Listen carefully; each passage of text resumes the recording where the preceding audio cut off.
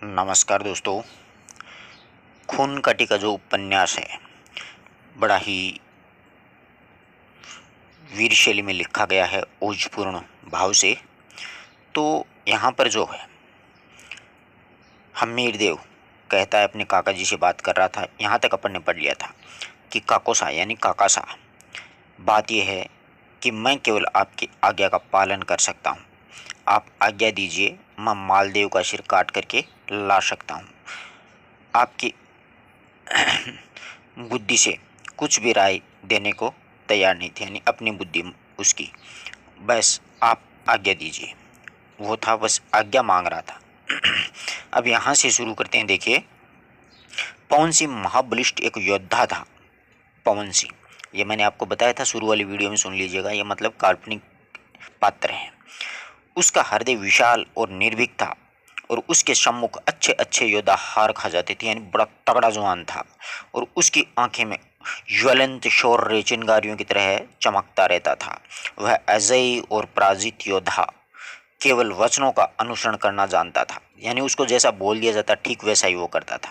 केवल आज्ञा का पालन करना ही वह अपना धर्म समझता था। इतना मतलब वफादार इंसान था।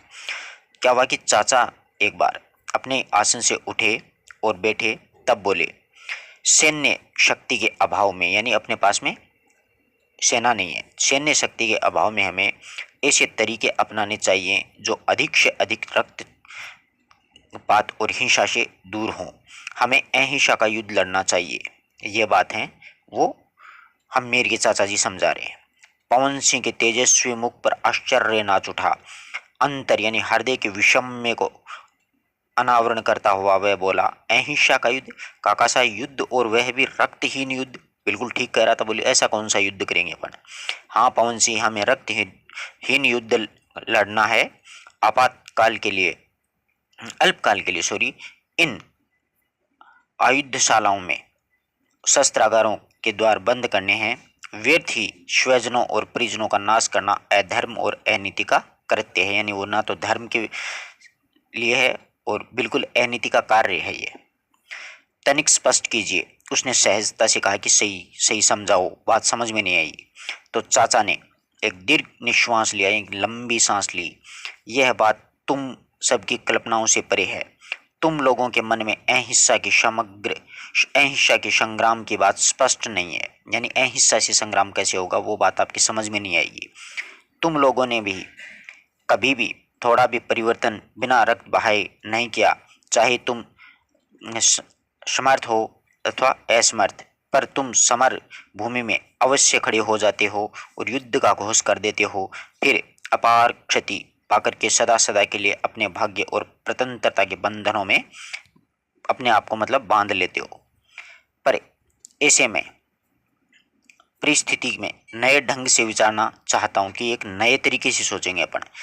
वह नया विचार रक्तहीन क्रांति, अहिंसा का युद्ध, शत्रुओं से घोर असहयोग।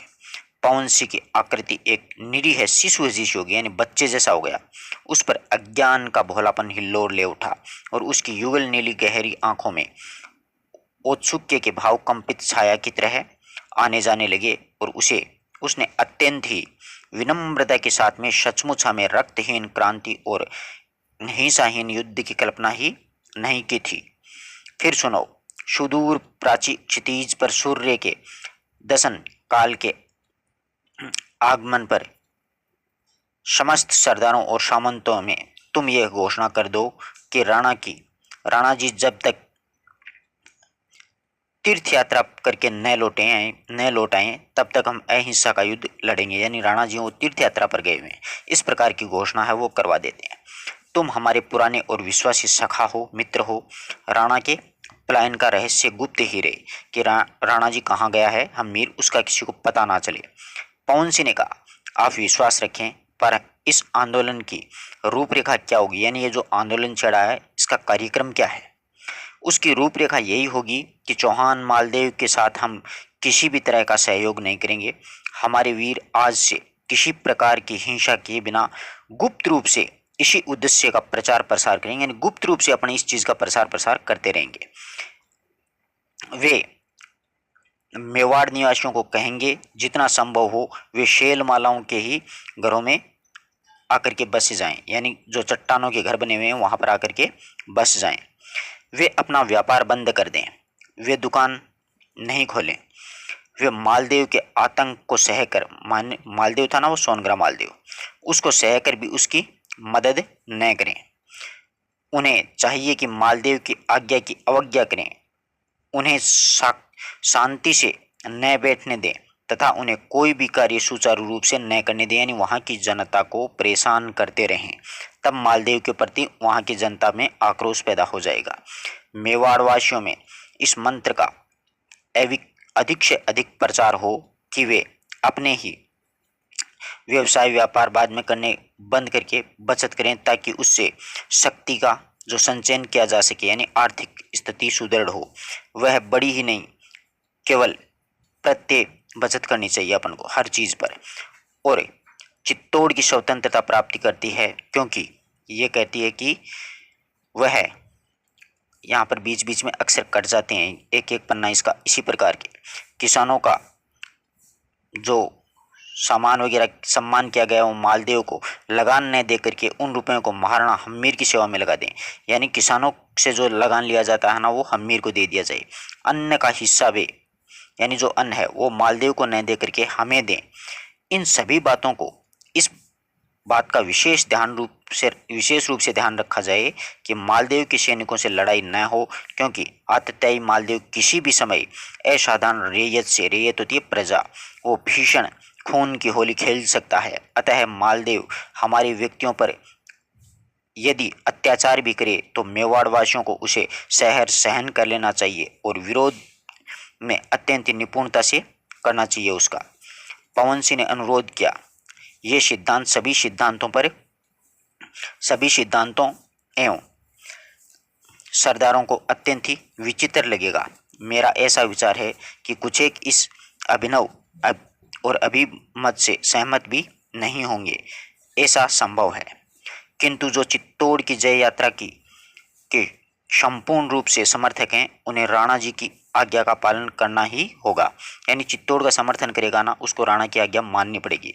तुम्हें महाराणा हम्मीर की ओर से इस बात का प्रचार प्रसार करना है तथा जो विरोध करे उन्हें उत्साह और विश्वास के साथ में उसके महत्व को समझाना भी है कि अपन ऐसा क्यों कर रहे हैं। ये बात है, वो चाचा है वो पवन सिंह को समझा रहा है। पवन सिंह प्रणाम करके चला गया। कक्ष में घोर निशब्दता छा गई थी, यानी चुप्पी थी। पर्वतीय प्रदेश के सीमांत में अतलात से तिमिर का आविर्भाव होने लग जाया। उत्तुंग श्रृंग यानी ऊंची चोटियों में श्रेणियों में घोर तमसा अंधकार से आवृत होते हुए नीले आकाश का अंतिम आलिंगन करती हुई दिख पड़ रही थी, मानो थोड़ी देर में इनका ये मिलन सृष्टि के लोल लोचन से छुपने के लिए समावृत हो जाएगा। पवन सिंह के गृह में दीपक जल चुका था।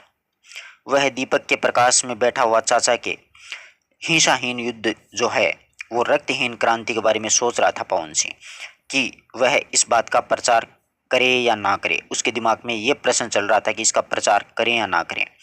क्षितिज आकाश का पारस्परिक आलिंगन तमसा से आवृत हो गया था और तार उज्जवल नीलमणियों की दीप्ति में छा गए थे, यानी तारे आ गए थे आसमान में।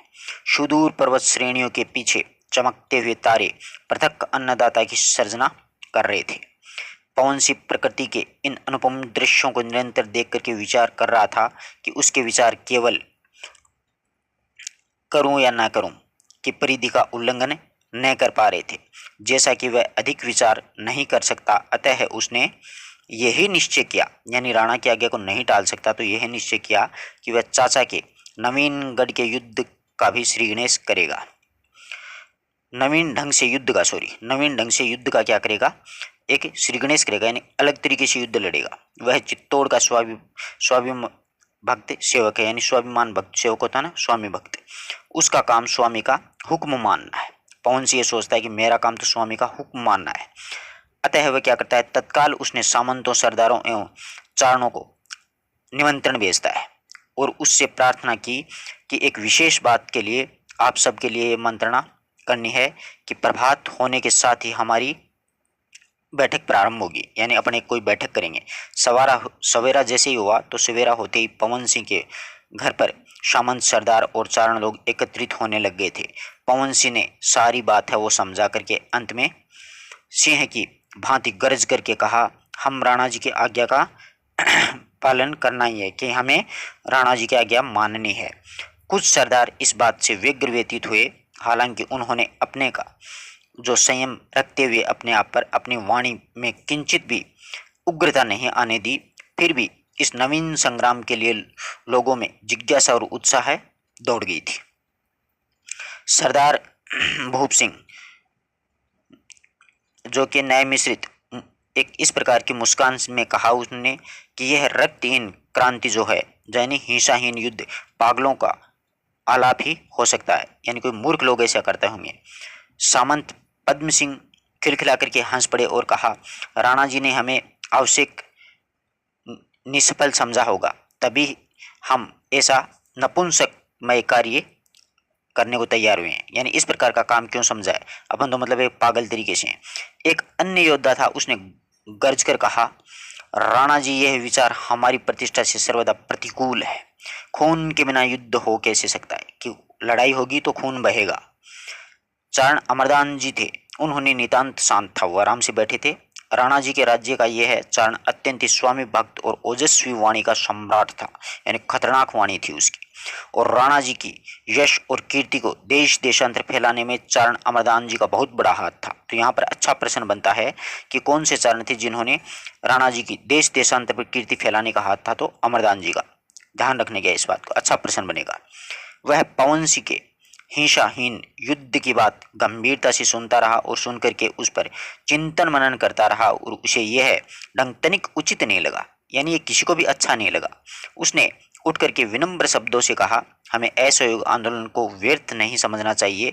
शस्त्रों की संग्राम में विपक्ष को अधिक शक्तिवान समझने पर ऐसे तरीके अत्यंत लाभप्रद सिद्ध भी हो सकते हैं। कुछ सामंत अट्ठास कर उठे, यानी जोर जोर से हंसने लगे। उसके हट्ठास ने चारणों के रोम रोम में क्रोध भर दिया, यानी जो चारण था अमरदान जी, उनके गुस्सा आ गया। वह उन्हें फटकारता हुआ बोला, आप हंसते हैं, आप मेरा उपहास करते हैं, किंतु मैं इस कथन में उस सत्य के दर्शन करा रहा हूं जिसके पीछे चित्तौड़ की विजय छिपी हुई है।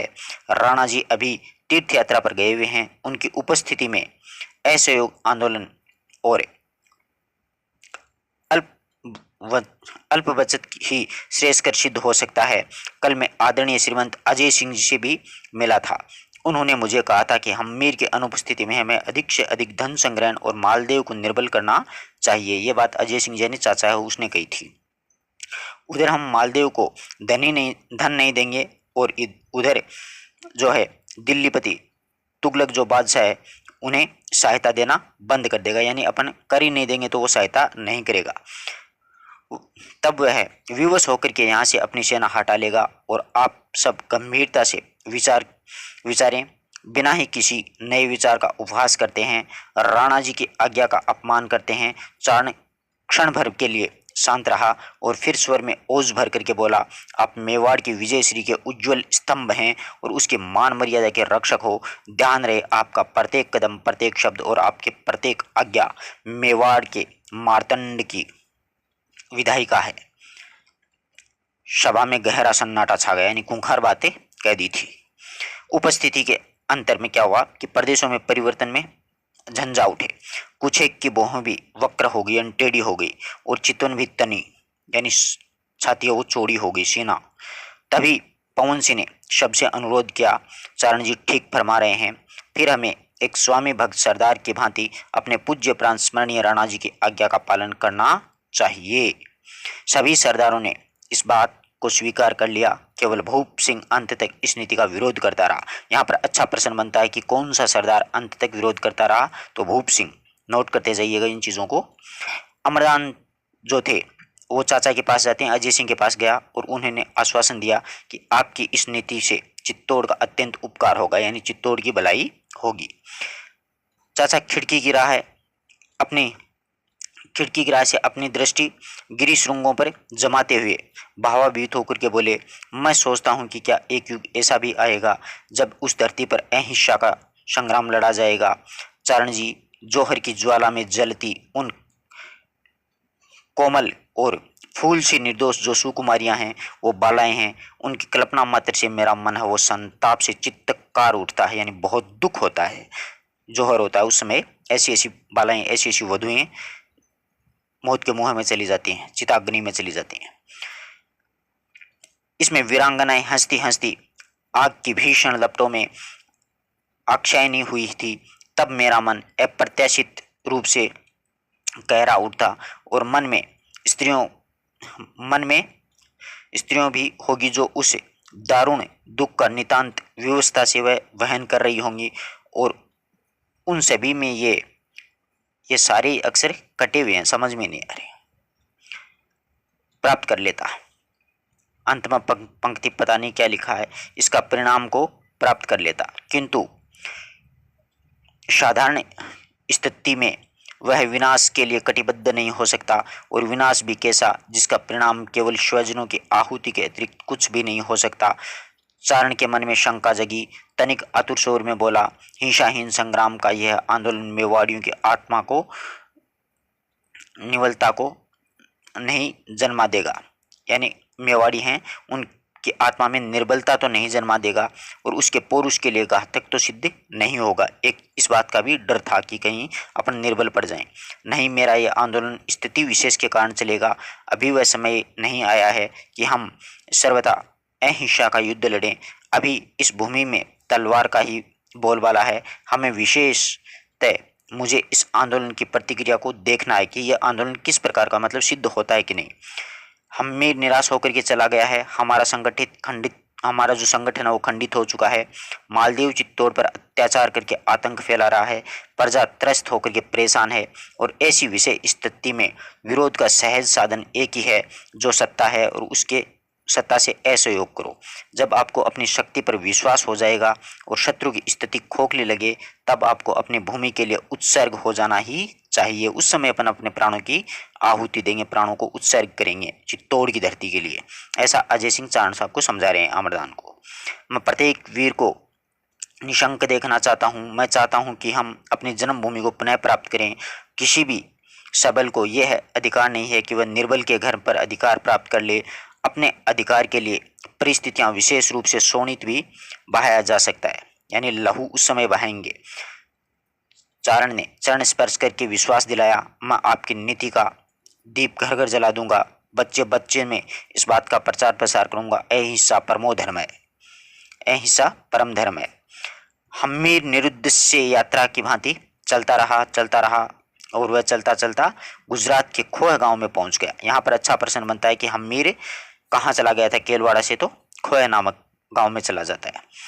सारे दिन यानी सारे दिवस में श्रांत यानी परेशान थका हुआ हमीर मेरा और जो अनंग सिंह थे, जब स्वानों से उतरे तब उन्हें प्रतीत हुआ कि उनका अंग प्रत्यंग टूट सा रहा, यानी बेचारे थक गए थे चलते चलते। निरंतर यात्रा के कारण उनके मन में तब और अब विश्राम करना चाह रहे थे, यानी वो चाह रहे थे कि अब आराम कर लें थोड़ी देर के लिए। एक ग्रामीण कृषक ने यहाँ पर उन्होंने डेरा डाल दिया। अभ्यागतों के आगमन पर उस किसान को अति आनंद हुआ, यानी बहुत अच्छा लगा। जबकि आजकल तो कोई अतिथि आ जाता है तो लेने देने पड़ जाते हैं। उसका सारा परिवार अतिथियों के स्वागत हेतु तत्पर दिख रहा था, यानी बहुत आवभगत कर रही थी। पवन सिंह बास्ती सरसाट लिए था एक ऐसी, और थोड़ी देर पहले वृष्टि हुई थी यानी बरसात हुई थी, तो एक बरसाती लिए हुआ था। अतः सृष्टि पर आते आनंद का संचार हो रहा था, यानी वातावरण था वो अच्छा था। मिट्टी से सौंधी सौंधी सुगंध उठ रही थी। वर्षा के आगमन पर कृषकों में जो एक उत्साह दिखता है वह सबकी दृष्टि में लक्षित हो रहा था, यानी सबको अच्छा लग रहा था कि बरसात हो गई। हमीर के मुख पर असाधारण तेज देख करके कृषक परिवार का जो स्वामी था उसने अपनी जिज्ञासा को नहीं रोक सका, और हमीर का कर पक्षालन करके वह समय पर उसने पूछ ही लिया कि अतिथि और आप कौन हैं। ऐसा पूछ लेता है कि आप हैं कौन। हमीर इस प्रश्न भरी दृष्टि से परिवार के स्वामी को देखा और अत्यंत सहज भाव से उत्तर दिया, अतिथि हूँ। मेरा मतलब है कि आपका परिचय दीजिए, आप किस वंश से हैं? सिसोदिया राजपूत हूँ। बस ये कहते ही तो देखना आगे क्या होता है। द्वारकाधीश के दर्शन करने इस समय जा रहा हूँ, ऐसा कहा। क्यों, क्या कोई विशेष बात है? हमारे गांव के भी जागीरदार कह रहे थे कि चित्तौड़ की दशा है, अच्छी नहीं है, और उनका मुक्ति मार्ग बंद सा हो गया है, कि हमारे गांव के लोगों वो ऐसी चर्चा कर रहे थे। हम्मीर का चेहरा उदास हो गया, अपनी दृष्टि को बहती जलधारा पर केंद्रित करके कहा, समय का चक्र बड़ा ही विचित्र होता है भैया। समय की कोप दृष्टि अमोघ शस्त्र से भी क्रूर और दयाहीन होती है, यानी समय बड़ा बलवान होता है। लेकिन आप जैसे बलिष्ठ व्यक्तियों को ऐसे संक्रांति काल में चित्तौड़ छोड़ते हुए देख करके आश्चर्य होता है। किसान बोल देता है कि आप चित्तौड़ क्यों छोड़ के आ गए? हम्मीर ने मौन धारण कर लिया। उसने इतना ही कहा, मैंने आपसे निवेदन किया है कि समय बड़ा बलवान होता है, कि मैंने आपसे बोल दिया कि समय अभी अनुकूल नहीं है, कोई बात नहीं, इसलिए आगे। परिवार का स्वामी कुछ नहीं बोला और उसने अपनी उत्सुकता को अत्यंत चातुर्य के साथ में अपनी मुस्कान में छुपा लिया था। भोजन से निवृत्त होते, यानी भोजनोजन खाते ही परिवार के स्वामी ने आकर के हम्मीर से अनुरोध किया, हम आपको एक देवी का दर्शन कराना चाहते हैं, यदि आपको कोई कठिनाई ना हो तो उसकी हवेली में चलिए, कि एक ऐसी हमारे गांव में देवी है। हम्मीर ने अनग सिंह की ओर देखा कि भाई देखें सही कौन सी देवी है, और अनग सिंह ने अपने मुख पर हाथ फेर लिया, मैं नहीं चलूँगा। क्यों भैया, आप यहाँ पर मुझसे कोई द्वंद्व युद्ध करने वाला ला सकते हैं? नहीं। फिर आप राणा जी, अनग सिंह, हम्मीर ने अनग सिंह को सावधान किया, पर जो तीर तर्कस से निकल चुका था वह भीतर नहीं गया था। उसने मैंने मतलब बोल दिया था। परिवार के स्वामी ने अत्यंत ही सम्मान से प्रणाम करके कहा, मैं पहले ही समझ गया था कि आप किसी भी श्रेष्ठ कुल में संबंधित हो। मेरे मन में एक उत्कंठा थी कि मैं आपका वास्तविक वंश परिचय पाऊँ, कि ये मेरे मन में एक इच्छा थी, किसान ने कहा, कि मैं आपका परिचय पा सकूं। हम्मीर निरुद्देश्य यात्री की भांति चलता रहा। वह गुजरात के खो गांव में पहुंच गया। अब वो वापस पन्ना वही आ गए जो अपन ने पढ़ा था ना, दोनों पन्ने वापस आ गए हैं। नेक्स्ट देखते हैं अगला। मैं स्पष्ट रूप से ये सब पूछने का दुस्साहस नहीं कर सकता, किसान ने कहा। अब यह भेद जान करके मुझे प्रसन्नता ही नहीं, गौरव का अनुभव हो रहा है। देखो, मेवाड़ वासियों के मतलब सानिध्य प्राप्त करने से लोगों को कितना गौरव मिलता है, गौरव समझते हैं अपने आप को। राणा जी, मैं आपको किंचित भी अहित नहीं करूंगा, आपका किसी प्रकार का मतलब अहित नहीं करूंगा। देवी सव्य चारणा जी की बेटी है, यानी देवी जो है वो कोई चारण की एक बेटी है। बरबड़ी सचमुच बहुत ही करुणामयी है, यानी बहुत अच्छी लेडीज है, और उसकी वाणी में सरस्वती बसती है। उस लेडीज की वाणी में वह विगत आगत और अनागत सबसे परिचित कराती है। वह हिंसा, ईर्ष्या, अभिमान और सर्वथा मुक्त है। इस भूलोक में जहाँ पाप के विशाल स्तूप खड़े हुए हैं, वहां पर बड़बड़ी जो है ईश्वरत्व की महान आत्मा के लिए हमारी आत्मा की सच्ची पथ निर्देशिका है। आप चलिए, उसकी वाणी से श्रवण मात्र से आपको शांति मिलेगी, यानी वो ऐसे प्रवचन बोलती है कि बड़ा सुकून मिलता है। हम्मीर अल्पकाल के लिए विचारों से वशीभूत हो गया, और उसकी पुतलियों की स्थिरता तथा आंगिका अंगों में जड़ता उसके अंतराल की बेचैनी की प्रतीक थी। वह परिवार के स्वामी के हाथों को पकड़ कर विनीत स्वर में बोला, श्रीमंत, एक प्रार्थना है, यह रहस्य तुम्हारे और देवी के अतिरिक्त कोई नहीं जान पाए कि मैं चित्तौड़ का राणा हूँ। इस बात को किसी को पता नहीं चलना, वचन देता हूँ, किसान ने बोल दिया। और पहले पुराने जमाने के लोग वचन के बंधे हुए भी होते थे। मैं आपका हृदय से आभार मानूंगा। तत्पश्चात हम्मीर और परिवार का स्वामी बरवड़ी के ग्रह की ओर चल दिए। तो बरवड़ी विपुल वैभव की स्वामिनी प्रतीत हुई थी, और उसके पास सुंदर हवेली और कई दासदासियां भी थी, और मुख श्री पर प्रभावशाली ज्योति थी, और एक विशाल तवों पर गहरे सागर सा गंभीर था उसका, मतलब वहां पर अच्छा साम्राज्य था। हम्मीर ने उसके वैभव का अवलोकन करके तुरंत ही मन में यह कहा कि ये देवी कैसे हो सकती है, ये तो कोई सुख की उपभोक्ता ही हो सकती है, यानी वो सुख प्राप्त करने वाली स्त्री है। इस विपुल वैभव के जो द्वास प्रवास में लेने देने वाले प्राणी इतने दयामय कैसे हो सकते हैं, यानी इतना धन वगैरह है वो कैसे हो सकता है। देवता तो सहृदयता लोकप्रियता से प्राप्त कर सकते हैं, वैभव और देवता दोनों विपरीत प्रतिक्रिया हैं, यानी जिसके पास वैभव होगा, सुख सुविधाएं होगी, वो देवता कैसे हो सकता है। तो उसने बरवड़ी की श्रद्धापूर्वक प्रणाम किया पहले, और बरवड़ी अपना बैठक खाना में मखमली आसन पर आसीन यानी बैठी हुई थी, और उसके मुख श्री से ज्ञान की गंभीरता स्पष्ट लक्षित हो रही थी, और नेत्रों में सागर सी गहराई का और नीलापन था। मुख चौड़ा और ललाट में गहरी 3 रेखाएं थी। कहीं कहीं श्वेत प्रभाव दिखलाते हुए वह कुंतल और श्वेत वस्त्र और प्रखर प्रकाश, एक अद्भुत वातावरण सा वहां पर बन गया था। किसान परिवार के स्वामी ने चरण स्पर्श करके बरबड़ी से निवेदन किया कि माताश्री, आप चित्तौड़ के राणा हम्मीर हैं, द्वारिकाधीश के दर्शन करने जा रहे हैं, यानी गुजरात जा रहे हैं। ज्योतिष शास्त्र के अनुसार बताइए कि प्रकांड मनीषी एक शास्त्राज्ञा बरबड़ी ने एक बार तीखी दृष्टि से हम्मीर की ओर आनंद को देखा। आनंद होता है मुख, उसको देखा। फिर उसने बैठने का संकेत किया। हम्मीर बैठ के उसने अपने कमरबंद को कुछ ढीला किया और बैठक खाने की दीवारों की ओर दृष्टिपात करके जब उसने पुनः बरबड़ी पर दृष्टि डाली, तब बरबड़ी हम्मीर को उसी पेनी दृष्टि से देख रही थी, यानी टेढ़ी नजरों से उसको देख रही थी। तो बरबड़ी ने क्या हुआ कि पल भर में नेत्र मूंद कर कहा, आपकी आंखों में उन भावों के दर्शन नहीं हो रहे हैं जो एक भक्त पाए जाते हैं। यानी एक भक्त जो दर्शन करने जाता है ना द्वारिकाधीश के, वो वाली तो आपकी आंखों में नजर नहीं आ रही है, वो वाली बात नहीं है। आपको देखकर मुझे ऐसा लग रहा है कि वहां की अवस्था से आकुल व्याकुल होकर के आप जन्मभूमि से भाग आए हैं। अक्षत्रिय धर्म की अवज्ञा आप जैसे पराक्रमी पुरुषों के द्वारा नहीं होनी चाहिए। यानी गुस्से में बोल दिया बरबड़ी ने, और सच्चाई भी यही थी।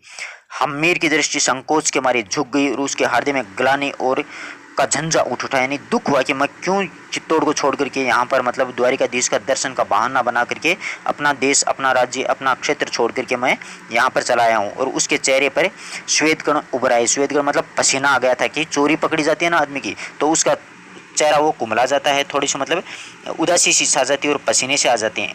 वही स्थिति यहाँ पर हम्मीर की होती है। बरबड़ी ने गहरा मौन धारण कर लिया था और हम्मीर ने एक बार कुछ कहना चाहा था और वह नहीं बोल सका और शब्द कंठ में ही लटक गए थे उसके। फिर हम्मीर ने साहस करके बोला कि आपको भ्रांति हुई है। बीच में बरबड़ी ने टोक दिया, मुझे भ्रांति नहीं हो सकती है। मनुष्य की आकृति में उसके अंतस के भावों को समझने में मैं बिल्कुल सिद्धहस्त हूँ कि मैं बहुत आराम से समझ सकती हूँ कि तुम्हारे हृदय में क्या चल रहा है और मुझे कोई धोखा नहीं दे सकता, बरबड़ी ने साफ कह दिया। तो हम्मीर नितांत क्या हो गया, जड़ हो गया बेचारा, बोल ही नहीं सका। बरबड़ी बोली, आपके आत्मलोक में जो अवस्था और अवसाद है ना, उसको उसे मैं अपने दिव्य चक्षुओं से स्पष्ट देख रही हूँ कि तुम्हारे मन में क्या चल रहा है मुझे सब पता है। मैं यह भी कह सकती हूँ कि सम्राट बनने की महान लालसा लिए आप जब शत्रु से अत्यंत ही प्रताड़ित हो गए थे, तब आपने ऐसा प्लान किया कि जब आप राजा बनना चाह रहे थे और सामने से मालदेव से हार गए थे ना, तब आपने ये प्लान कर लिया। तो हाँ माता जी, तो हमीर मान गया, हाँ माता श्री, मैं भली भांति अब सोच विचार भी नहीं कर सकता। कभी कभी तो ऐसी इच्छा होती है कि अब सब छोड़ दूं, कि भाई संन्यास ग्रहण कर लूं, उससे क्या होगा, बरबड़ी ने कह दिया। तो हम्मीर आवेग में लाल हो उठा। वह बरबड़ी को क्या उत्तर दे। और सूर्यवंशी बप्पा रावल का वंशज मेवाड़ को ऐसा अवस्था में इस तरह से त्याग करके आना है ही करते हैं, यानी एक घृणामय करते हैं, यानी ये कार्य नहीं होता है बप्पा रावल के वंशजों का। हम इस विदुषी नारी को यह उत्तर दें, तब रारी मिट जाएगी, शोपन ही समाप्त हो जाएगा और लिप्सा का ही अंत हो जाएगा। लेकिन वह चुप रहा, एकदम चुप, बोल ही नहीं सका। बरबड़ी ने तनिक म्लान मुख से किंतु प्रखर स्वर में कहा, बोलिए ना, उससे क्या होगा, पूर्वजों के प्रयोजन और आयोजनों की समाप्ति हो जाएगी, मेवाड़ के बलिदानों पर कालिख फूट जाएगी। हम्मीर के मुख पर एक त्रास चमक उठा था और वह वेदना से मर्महीन होकर के बोलता है कि पर मैं असफल हो गया हूँ। शत्रु की अमिट शक्ति के समक्ष मेरा है जो हर्षजनित शौर्य है वो हताश हो गया है, यानी अब मैं हार गया हूँ उसके सामने। राणा जी आप निराश हो उठे हैं। युग युग से जय पराजय का खेल तो इस आंगन में होता ही आया है।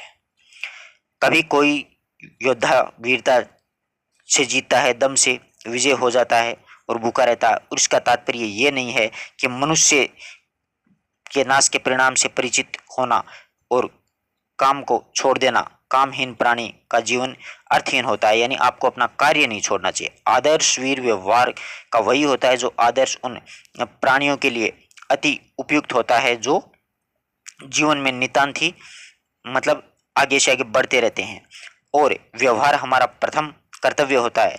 हम उससे वंचित होकर के स्वतंत्रता के प्रति अन्याय नहीं कर सकते और आलोचना भी नहीं कर सकते। अतः आपको अपने कर्तव्य को पूरा करना होगा और अपनी जो जन्मभूमि है वहीं पर वापस जाना होगा।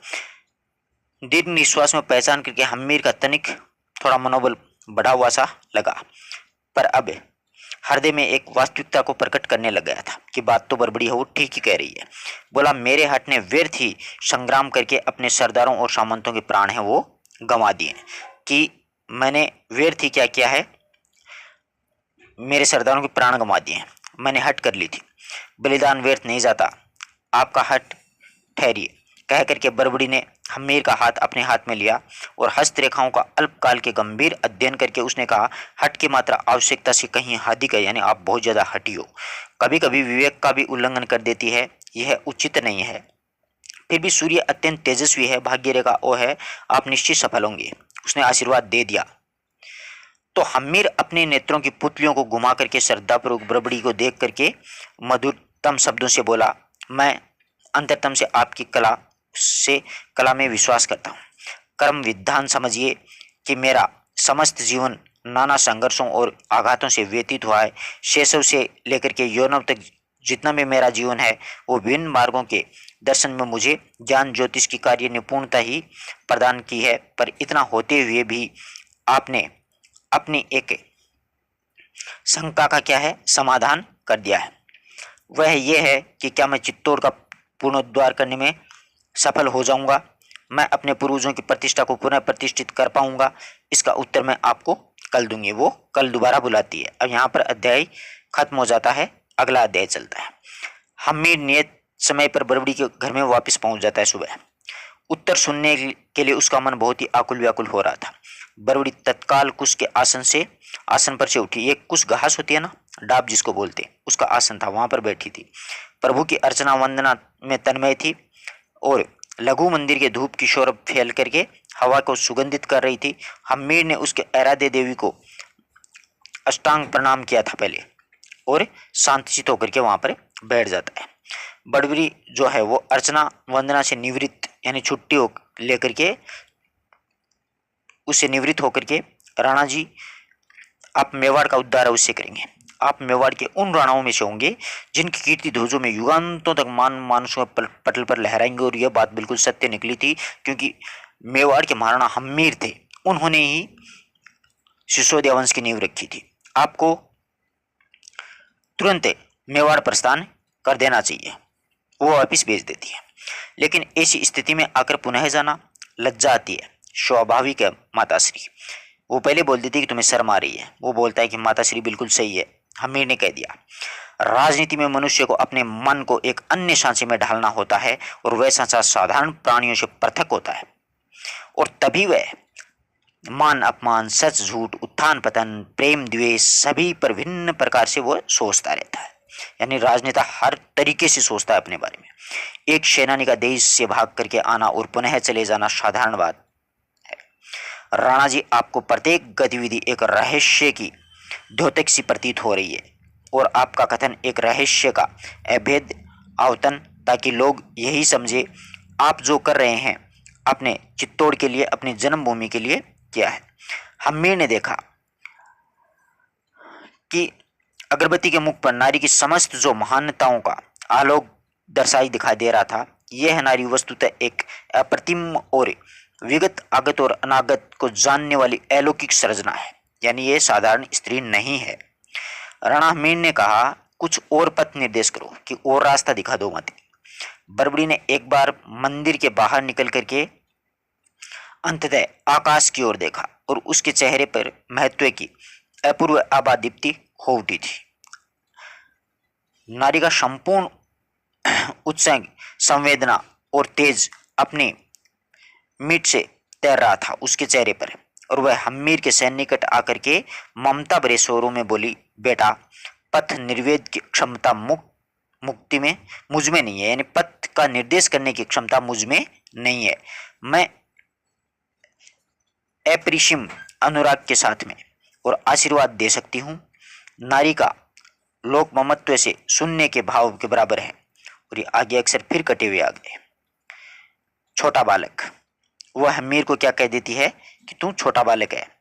भावावेश से जब वे दोनों वस्तुगत से आए तो बड़बड़ी तनिक सावधान होकर के बोली, राणा जी, इतना निवेदन भर है कि आप चित्तौड़ लौट जाइए।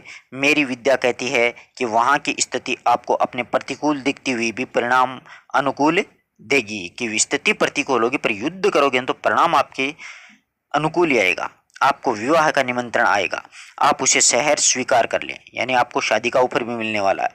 विरोध प्रतिरोध की चिंता किए बिना ही आप उस लड़की को घर लाएं और उसका आगमन आपकी विजय का आधार होगा। यानी कहते हैं ना, किसी किसी औरत का पग पैराई घर में बहुत अच्छा हो जाता है, यानी उसका पैर रखना अपने लिए एक बहुत बड़ा मतलब एक अपने भाग्योदय हो जाता है। वही हमीर के साथ में हुआ था। लेकिन ऐसी स्थिति में मेरे पास कुछ और शक्ति होनी होनी चाहिए, और उसके बिना मेरा लौटना मुझे अत्यंत पीड़ाजनक लग रहा था। कि मुझे कोई शक्ति तो दो कि मैं वापस जाऊं, उसे लड़ सकूं, युद्ध कर सकूं। बड़बड़ी उत्साह भरे स्वर में बोली, समय आने पर मुझे सूचना देना, मैं तुम्हें 500 घोड़ों की सहायता दूंगी, और साथ ही मेरा वीर का एक पुत्र वारु भी तुम्हारे देश आएगा। यानी मेरा वीर का एक पुत्र है ना वारु। ये पूछा जा सकता है वारु पुत्र किसका था, तो चारणी देवी बड़बड़ी का था। हम्मीर ने बड़बड़ी से न चाहते हुए भी चरण स्पर्श कर लिए थे, और उसका अंतरतम अपनी समस्त श्रद्धा और स्नेह उस साहसी एवं धैर्यशील नारी के आंचल से भर देना वो चाहता था। बड़बड़ी विचलित नेत्रों के साथ में कहा, चिरायु यानी लंबी उम्र हो। अजय सिंह का असहयोग आंदोलन सफल रहता है। अरावली के दुर्गम श्रेणियों में के मध्य से रह करके उन्होंने जो नूतन संघर्ष का श्री गणेश किया था, वह अत्यंत सफलता की ओर अग्रसर हो ही रहा था कि आत्ताइयों ने मालदेव की यवनों की परम भक्ति करके भी उससे सहायता प्राप्त नहीं कर सका।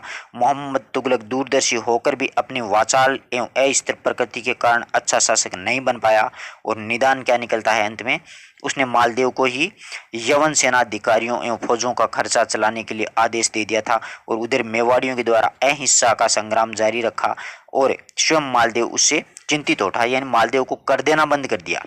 उधर अजय सिंह की चाल सफल हो गई थी।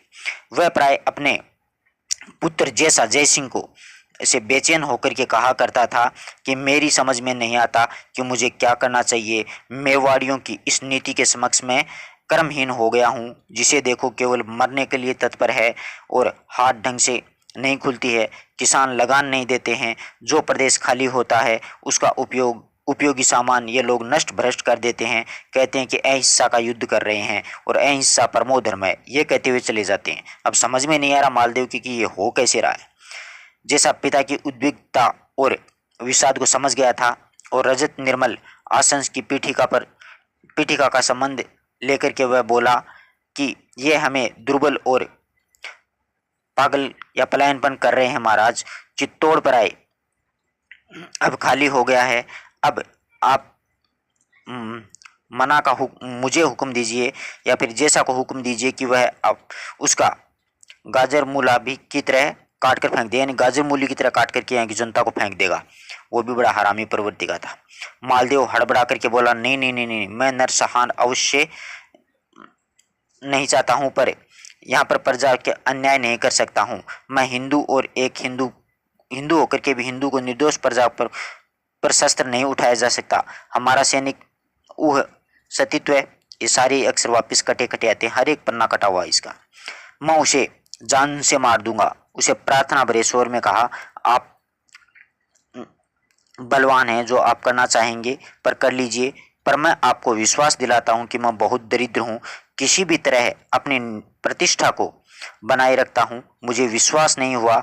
मैं उसे भांति भांति के यंत्रणाएं दी। पहले वह करुणा स्वर में चीखता चिल्लाता रहा, मुझसे दया की भीख मांगता रहा, और जब वह मेरे अत्याचार से थक गया था तो उसने दया की भीख नहीं मांगी, और वह अत्यंत धैर्यशील और अगाध शांति धारण करके बैठ गया था, और उसने मेरे अत्याचार सहन करता रहा।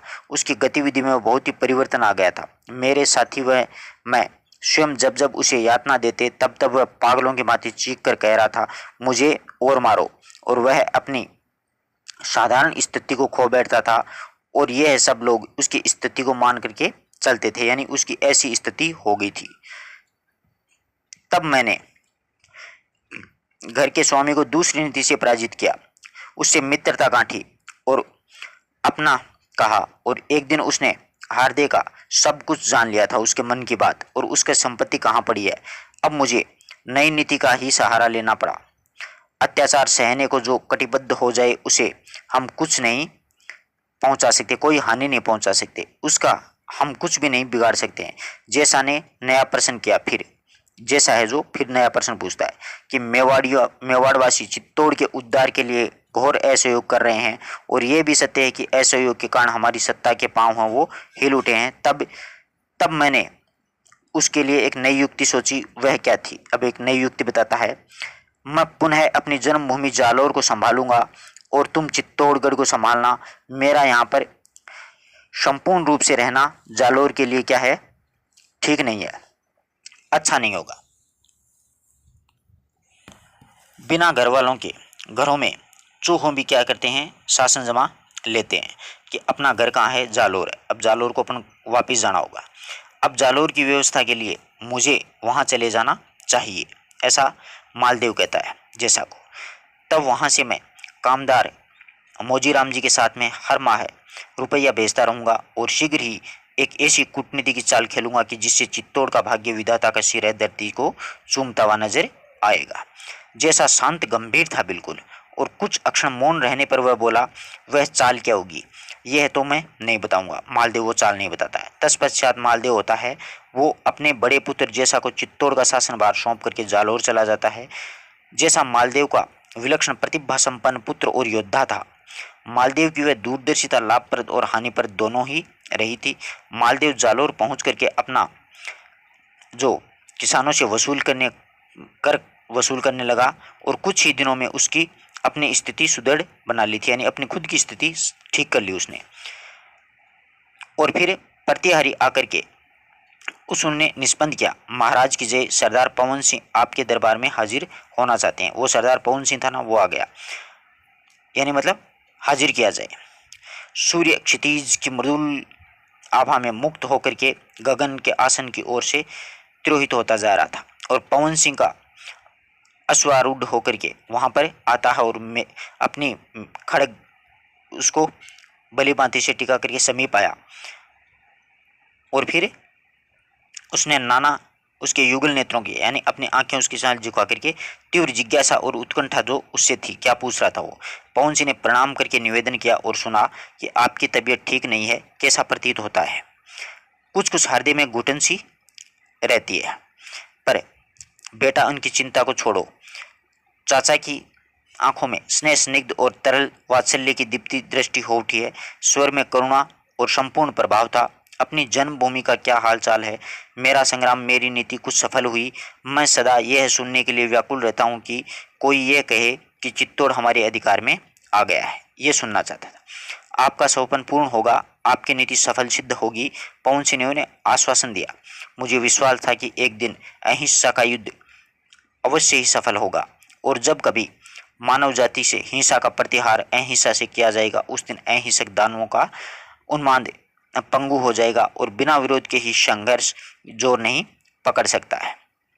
आप ठीक कह रहे हो चाचा जी, आप ठीक कह रहे हो। राजा मालदेव को जालौर गए 1 माह हो गया है और उसने अपना गुप्त सिपाही घुड़सवारों, बंजारों और व्यापारियों राणा जी को ढूंढ रहे हैं, पर राणा जी का कहीं पर पता भी नहीं चल रहा है, उनको मिल नहीं सकते हैं। उसे अब आ जाना चाहिए। पवन सिंह, कभी कभी मुझे लगता है कि अब मीर का मुंह नहीं देख सकूंगा। ऐसा अशुभ मत बोलिए। शुभ अशुभ का कोई प्रश्न नहीं है, ये अंतस की वाणी है। हृदय बार बार कहता है कि अब वह अपनी यह महायात्रा समाप्त कर दे। तभी उसने गुप्त घुड़सवार ने आकर के सूचना दी कि राणा हम्मीर पधार रहे हैं। चाचा के अंग प्रत्यंग में उल्लास की उर्मियां वो नृत्य करने लगी और युगल नृत्य प्रसन्नता के मारे नीर से भर आए थे और प्रसन्नता की अतिरेक में वे बेला जो है बोला कि बेटा हम्मीर, देखो देखो, मेरा अहिंसा का युद्ध सफल हो रहा है। राजा मालदेव है वो हमारे असहयोग से गरबा करके यहाँ से भाग गया। तुम हिंसा का परित्याग करके नीति का युद्ध लड़ो। तुम्हें क्या पता इस निर्दयी युद्ध की प्यास इतनी भयंकर होती है कि वह सुहागिन का सुहाग, बच्चों का भाग्य और माताओं के जो पुत्र हैं वो छीन लेती है। वह आदमी से आदमी का प्राण और नारी से नारी की ममता है उसको भी छीन लेती है, यानी मतलब हिंसा बहुत खतरनाक होती है। बेटा ये कह करके चाचा अस्थिर हो गए, यानी मतलब अचल हो गए थे वहां पर। यदि पवन सिंह तत्काल उन्हें नहीं समझाता तो उनका सिरा वो पत्थर की प्राचीर से टकरा कर टूट जाता। और पवन सिंह ने सेवका को पुकारता है और उन्हें तुरंत चाचा को सैया पर लिटाया जाता है एवं वहां पर वेद वगैरह तुरंत बुला लिए जाते हैं। तभी हम्मीर ने सिर झुकाए चाचा के कक्ष में प्रवेश किया और उसकी जो भाव भाषा थी उसमें प्रतीत होते हुए बोला कि उससे भर्राए स्वर में कहने लगा, यानी उसके हम्मीर के मुंह से कोई स्वर नहीं निकले थे। चाचा, हम्मीर ने पुकारा। पवित्र मुस्कान छा गई थी चेहरे पर। मुस्कान तो छा गई परंतु यहाँ पर अक्षर नहीं दिख रहे हैं। अब आगे छाया क्या है? चाचा ने अपने ही पास में क्या है कि कोई औषधि वगैरह अब दे देते हैं उनको। औषधि नहीं, महायात्रा के अंतस पथ पर चलने वाले यात्री के लिए अब उसकी अंतिम लालसा की पूर्ति का आश्वासन चाहिए। हम्मीर, चित्तौड़ की मुक्ति का सौंपन लिए आज मैं जा रहा हूँ। उधर चाचा हैं, वो जाने की बात करते हैं। हम्मीर ने तुरंत कहा, जब तक चित्तौड़ की मुक्त नहीं करूंगा तब तक इस खड़ग को म्यान में नहीं डालूंगा। चाचा के मुख पर ओज के साथ में करुणा के भाव भी आ गए थे। मैं तुम लोगों को उपदेश देना नहीं चाहता। धर्म के पंडित की भांति धार्मिक शब्दावली में मैं बोलकर व्यर्थ ही आपके समय की हत्या नहीं करना चाहता। और फिर भी एक प्रार्थना ये है, बहुत छोटी सी विनती है कि हिंसाहीन युद्ध भी तनिक सफलता की सिद्ध दे सकती है। मैं तुम्हें संघर्ष और विग्रह के मुख मोड़ने के लिए नहीं कहता हूँ, क्योंकि शत्रु हिंसा के मर्म को किंचित भी नहीं समझते हैं। अतः मैं तुम लोगों को उसके लिए वचनबद्ध नहीं करना चाहता हूँ। हम्मीर मृत्युशैया पर लेटे अश्रुप्लावित चाचा के चेहरे को देख करके अधीर हो उठा। चाचा का कथन उसके लिए उपयोगी और अनुपयोगी, पर उसे संपूर्ण रूप से उसका पालन करना चाहिए। सिसोदिया वंश का लाडला अपने हितैषी के लिए बड़े से बड़े त्याग करता आया है। उसने चाचा के चरणों पर अपनी दृष्टि टिका कर कहा, यदि आप चाहें तो मैं हिंसा को त्याग कर सदा के लिए अहिंसक हो जाऊं। नहीं, ऐसा नहीं चाहता। मेरे हृदय की एक सच्ची वाणी से भी एक सत्य और बड़ा है, और वह है स्वतंत्रता। अहिंसा मेरे अंतस का सबसे बड़ा धर्म और कर्म हो सकता है, पर तुम लोगों का सबसे महत्वपूर्ण धर्म स्वतंत्रता, चित्तौड़ का पुनरुद्धार, कि चित्तौड़ को जीतना आपको। पवन सिंह ने बीच में ही कहा, राणा जी, काकासा के असहयोग आंदोलन ने मालदेव को चित्तौड़ छोड़ने के लिए विवश कर दिया है। अच्छा, हम्मीर को आश्चर्य से कहा, और उसका युवराज जय सिंह यानी जैसा है वो परेशान हो चुका है। यानी मालदेव खुद तो जालौर चला गया और जैसा को यहाँ पर छोड़कर चला गया। तब हम इस आंदोलन को और अधिक बढ़ावा देना चाहिए। अनंग सिंह बीच में बोल पड़ा, मेरा ऐसा विचार है कि आप अब सभी वीरों को चूड़ियां पहना करके ही दम लेंगे। कि अब सभी वीर इनको चूड़ियां पहनाओगे? अहिंसा करते हुए काफी देर हो गई है। हम्मीर ने अनंग सिंह को डांटा। चाचा को जोर से खांसी आई और ऐसी भयानक खांसी कि उनका कलेजा मुंह में आने लगा, नेत्र पानी से भर आए और श्वास उखड़ने लगी। वेद जी भी आ गए थे। उन्होंने एक घासा यानी मिश्रण दिया और चाचा के नेत्रों में थोड़ी ही देर में सांत्वना की झलक दिखी और हम्मीर का मुख उदास हो गया। और वेद जी ने औषधि को प्रभावहीन देख करके उन्हें अंबर की एक यात्रा दी। अंबर की कुछ, अंबर मतलब एक अम्ल होता है ना, अम्ल, उसकी मात्रा दी और चाचा में शक्ति का संचार हुआ। अब चाचा को थोड़ा अम्ल खाए तो थोड़ा शरीर में जान आई। चाचा ने स्नेह से हम्मीर के सिर पर हाथ फेरा और उसने कुंतों में अपनी उंगलियों उलझा करके एक एक शब्द पर जोर देकर के कहने लगा, युद्ध पिपासुओं का सत्य ही हिंसा है, कर्म ही हिंसा करना है। तात्पर्य हीन युद्ध का विनाश करके किसी शांति और सुख की बाधा पहुंचाना मानव धर्म के विरुद्ध है। मैं व्यर्थ ही हिंसा के विरुद्ध हूँ। मैं यहाँ के अधिकारों पर कुठाराघात करने वालों के हिंसक मानता हूँ। मैं बाप का दंड बर देना न्यायोचित नहीं मानता। बेटा, प्रार्थना है कि तुम व्यर्थ ही हिंसा नहीं करोगे, यानी फालतू की लड़ाई झगड़ा नहीं करोगे। हम्मीर ने आश्वासन दिया वह ऐसा नहीं करेगा। और अनंग सिंह की भरकूंटियां तन गई थी। उसने मन ही मन में चाचा की यदि राणा जी के सच्चे मन से वह वचन दिया है तो मैं कह सकता हूँ कि इनकी मति मारी गई है और हिंसा के बिना कभी कोई अधिकारी नहीं मिलता है और रोने धोने से भीख से भीख के राज्य मिला करते हैं। छी इस प्रकार के राज्य के लिए। चाचा मतलब चाचा का पालन ने थोड़ी देर के लिए उसकी आंखों पर पर्दा फिर गया था। अनंग सिंह को बुरा लगा। हमीर ने भी उसको एक बार और औषधि देने के लिए कहा कि चाचा जी को औषधि दे दीजिए। वैद्य जी ने निराश होकर के कहा, नाड़ी दान पुण्य कराइए कि अब तो ये नहीं रहे इस दुनिया में। पर्वतमालाओं के पीछे के गंभीर मृत्यु गीत सहस्त्रों का अंतर्नाद सा ध्वनित प्रतिध्वनि हो उठा। हमीर अपने चाचा के चरण स्पर्श करके रो उठा। उसको रोना आ जाता है कि चाचा अब इस दुनिया में नहीं रहे। चाचा की मृत्यु के पश्चात हमीर बरबड़ी की भविष्यवाणी के सत्य होने की प्रतीक्षा करने लग गए थे।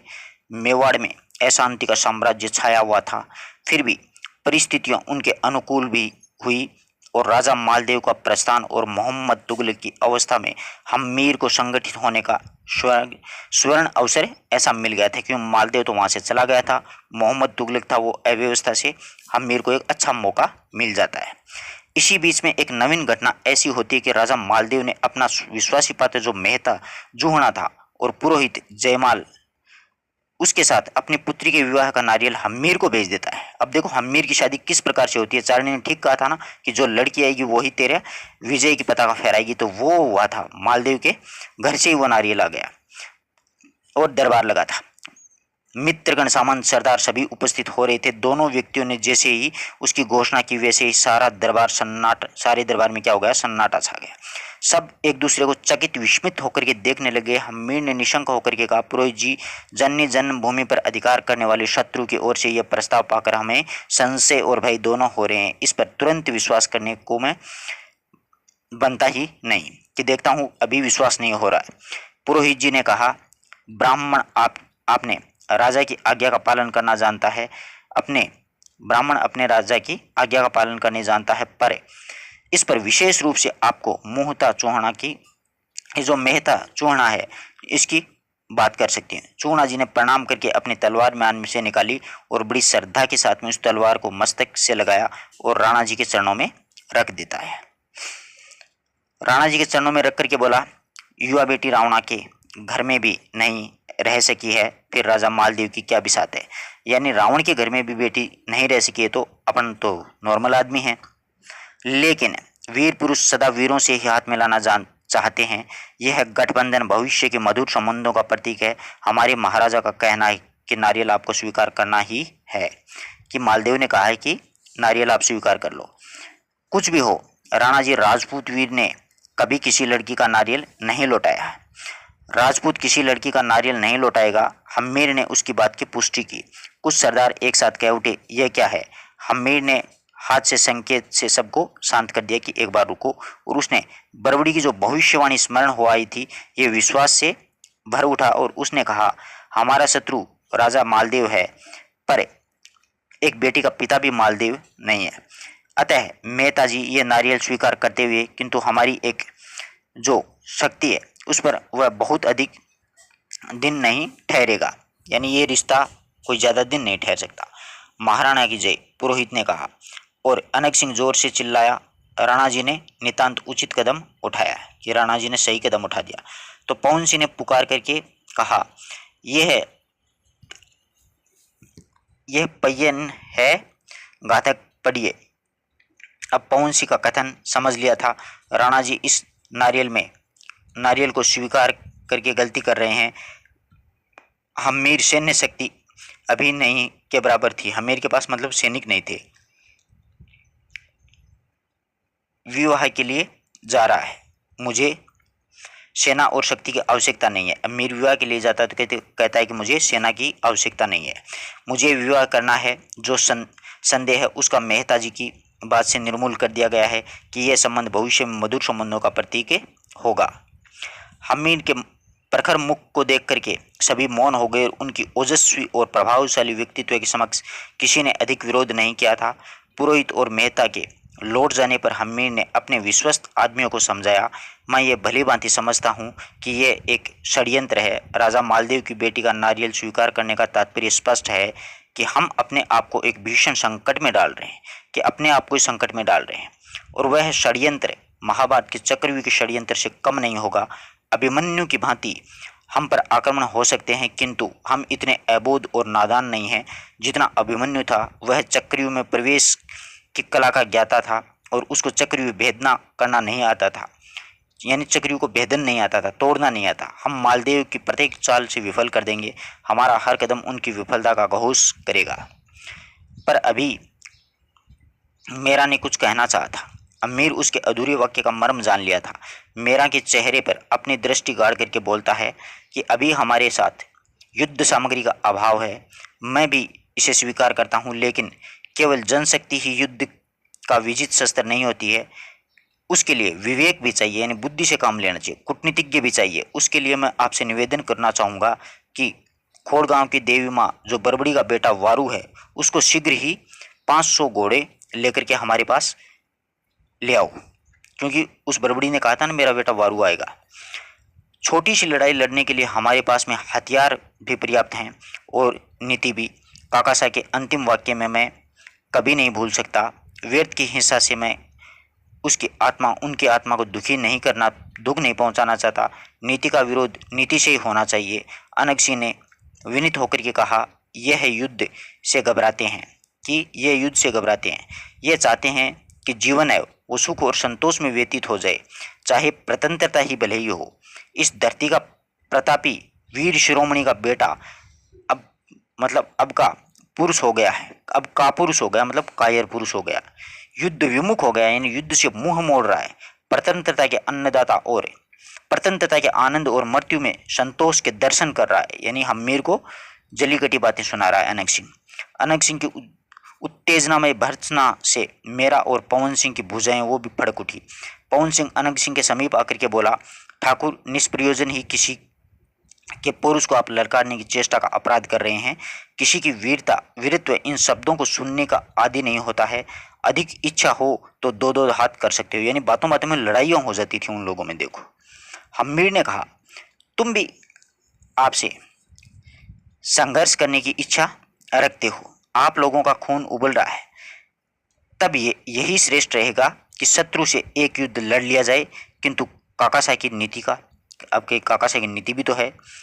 पवन सिंह ने क्या है कि अधिकारपूर्ण शब्दों में कहा कि मैं अधिक सोचता विचारता तो नहीं हूँ, केवल राणा जी की आज्ञा चाहता हूँ। आपकी आज्ञा से सर्वोपरि मैं किसी और को नहीं मानता, किंतु अनग सिंह को आप कह दीजिए कि वह वीरों के पौरुष को ललकारे नहीं, अन्यथा अपने आपसी में भी मतलब खून खराबे हो सकता है। अहित्व अतिरिक्त कुछ नहीं होगा, यानी दोनों लड़ाई कर लेंगे, लड़के मर जाएंगे, खून खराबा हो जाएगा। हमीर ने पवन सिंह को ठंडा किया और पवन सिंह और पनक सिंह को समझाया थोड़ा सा, अनग सिंह को। इसके पश्चात हमीर विवाहित नारियल को स्वीकार करते हुए कहना चाहता है कि इस प्रकाश डालने लगा कि उसने कहा कि मैंने इस नारियल को इसलिए लिया है कि सभी समीप पता नहीं वापस अक्सर ये कटे कटे आ जाते हैं। इसमें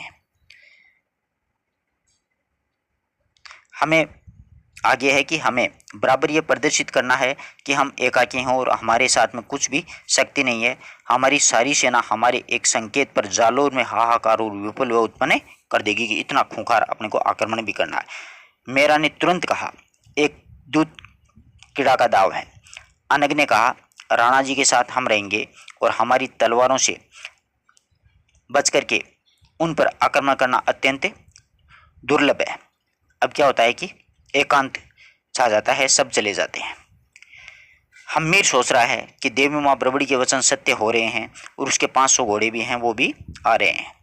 अपने इस सरदारों में एवं सामंतों को मैंने किसी भी तरह ऊंचा नीचा करके तैयार कर लिया है। अप्रत्याशित उसको आभास हुआ कि विजय श्री के चरणों में उनकी और द्रुत गति से अग्रसर हो रहे हैं, यानी उनको विजय मिलने वाली है। उसके चतुर्दिक उल्लास और प्रसन्नता का साम्राज्य छा गया था। उसका चित्तौड़ अपना हो गया था। उसने भावाभूत होकर के, जय एकलिंगेश्वर, मुझ पर दया करें, मेरा संकट हरो, मैं आपका केवल चाकर मात्र हूँ। ओ स्नेह घोर शून्यता छा जाती है धीरे धीरे। और मांगलिक मुहूर्त से बारात जालोर पहुंच जाती है। जालोर के किले में उदासी देख करके हम्मीर का मन आशंका से भर उठा था। शहनाई में व्यथा भरे मधुर स्वर की जगह वहां पर गहरी उदासी नजर आ रही थी, यानी शहनाई भी ऐसे मरी मरी बज रही थी। कभी भी अपार प्रसन्नता व मंगल गीतों की गूंज नहीं थी। गढ़ के कुछ आंतरिक हिस्सों पर बंदरवार थे और अन्य सजावट अवश्य थी। पवन सिंह मेरा और अनक सिंह हम्मीर के साथ थे और छद्म रूप से जो चारू थी ना, उसके नेतृत्व में 500 घोड़े, जो बारू आया था ना, उसके नेतृत्व में 500 घोड़ों की सेना पैदल वीर जो थे वो जालोर के गढ़ के चारों ओर फैल गए थे। उस तुरंग वाहिनी की किलेबंदी इतनी सशक्त थी कि एक बार सुदृढ़ से सुदृढ़ आक्रमण भी उसको छिन्न भिन्न नहीं कर सकता है। यानी इस किले के बारे में यह कहा गया है कि इस किले के किसी भी आक्रमणकारी ने आज तक द्वार नहीं खुलवा सका। जालोर का स्वर्णगिरी किला था वो।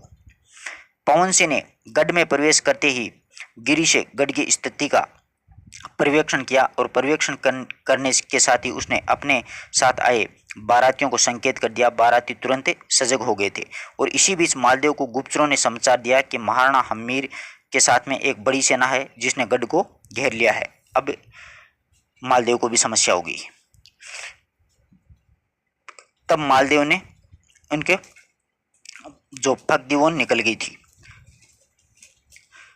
तब मालदेव के तन में फंसती वो सारी निकल गई। उसने अपने सेनापति से कहा, हम्मीर के साथ किया गया छल हमारे लिए बड़ा घातक होगा, अब क्या किया जाए। यानी वो छल करना चाहता था। दीवान जीत सिंह ने कहा, षड्यंत्र एकदम असफल हो गया है और मेवाड़ी फिर दोगुने उत्साह से आक्रमण करेंगे। तब अब मेरा ऐसा ख्याल है कि बाईसा का विवाह कर दो, उसी में फायदा है। बाईसा का विवाह कर देना चाहिए। इसके अतिरिक्त उठाया गया हमारा कोई भी कदम वो भयंकर परिणाम से टकरा सकता है। अब तो बाईसा को शादी करनी पड़ेगी। राजा मालदेव चिंतित हो उठा और उसकी बुद्धि है वो पंगु हो गई। वह भागा भागा इधर उधर मतलब रावले में गया और उसकी रानी जो थी सास उसको रोक करके परिणाम की प्रतीक्षा कर रही थी। और एक प्रकार से उसने षड्यंत्र था जिसके द्वारा राणा हम्मीर को हत्या करनी थी। लेकिन मालदेव के सामंत व सरदार ने उसे यह सूचना दी कि इस प्रकार के विवाह के लिए हम्मीर को बुलाया है तो उसे समाप्त कर दिया जाए ताकि चित्तौड़ पर सदा सदा के लिए अपना अधिकार हो जाए। लेकिन ऐसा होगा नहीं। मालदेव का इस बात का आभास मिल गया था कि हम्मीर की भी अभी तक नितांत हो गया है और वह किसी भी तरह से हमारा सामना कर सकता है। हम्मीर था वो तैयार था, किसी तरह से हमारा सामना नहीं कर सकता। रानी ने जाते ही पूछा, क्या हुआ राजा जी?